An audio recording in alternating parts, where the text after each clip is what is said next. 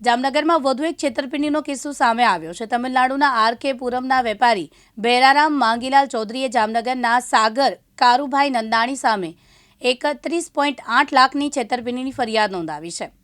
RJ ટ્રેડર્સના માલિક ભેરારામે Panchkoshi B division police મથકમાં ફરિયાદ નોંધાવી છે। આરોપી સાગર નંદણાણીએ પોતાની ઓળખ કીર્તિભાઈ અને સ્વાતિ બ્રાસ ઇન્ડસ્ટ્રીઝના વેપારી તરીકે આપી।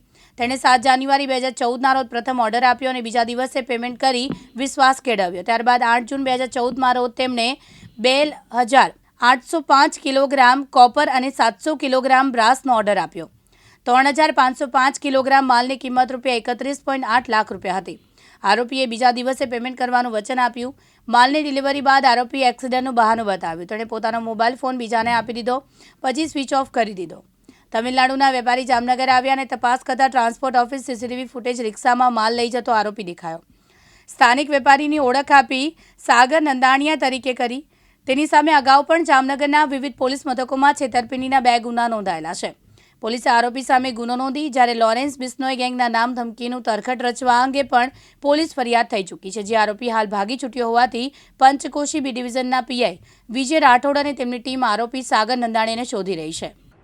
જામનગર જિલ્લાના પંચ બી પોલીસ સ્ટેશનની અંદર ગઈકાલ રોજ એક ફરિયાદ નોંધવામાં આવેલ, જેમાં ફરિયાદી શ્રી ભેરારામ માંગીલાલ ચૌધરીના ફરિયાદ આપેલ છે। ફરિયાદની વિગત જોતાં આ કામના આરોપી સાગર કારુભાઈ નંદાણીયા દ્વારા ખોટું નામ કીર્તિભાઈ સ્વાતિ બ્રાસવાળા કરીને નામ આપી અને સૌપ્રથમ એકવાર માલ ખરીદી માલ પરત આપેલ।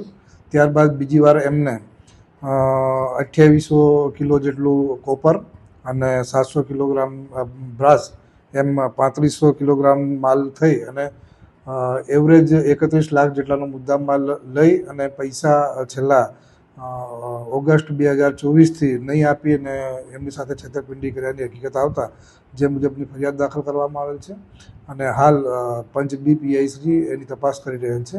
આરોપીની શોધખોળ ચાલુ છે। આગળની તપાસ પંચ બી કરી રહેલ છે। આરોપી સાગર કારુભાઈ નંદાણીયા સામે અગાઉ પણ આવી રીતે જ છેતરપિંડીના 2 થી 3 ગુનાઓ દાખલ કરેલ છે અને તેમાં એમની ધરપકડ પણ કરવામાં આવેલ છે। અનિલ ગોહિલ, દિવ્યાંગ ન્યૂઝ, જામનગર।